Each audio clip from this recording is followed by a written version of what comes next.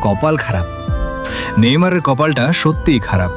বিশ্বকাপের স্কোয়াড ঘোষণা দিল, নেইমার জাতীয় দলে ডাক পেল। কোটি কোটি ভক্ত খুশিতে ভেসে গেল। মনে হলো এইবার বুঝি সব ঠিক হয়ে যাবে। কিন্তু দুদিন পরে খবর আসে নেইমার ইনজুরি।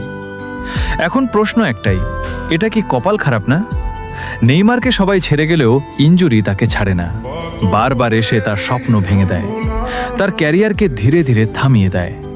শুনছি এই ইনজুরি নাকি খুব গুরুতর না, তবুও ভয়টা থেকেই যায়। কারণ আমরা জানি একটা ইনজুরি অনেক কিছু শেষ করে দিতে পারে। তবুও আমরা চাই নেইমার আবার মাঠে ফিরুক। তার সেই ড্রিবলিং, তার সেই স্কিল, তার সেই হাসি, সব কিছু আবার দেখতে চাই। কারণ আমরা নেইমারকে ভালোবাসি। নেইমার শুধু একজন খেলোয়াড় না, সে আমাদের আবেগ।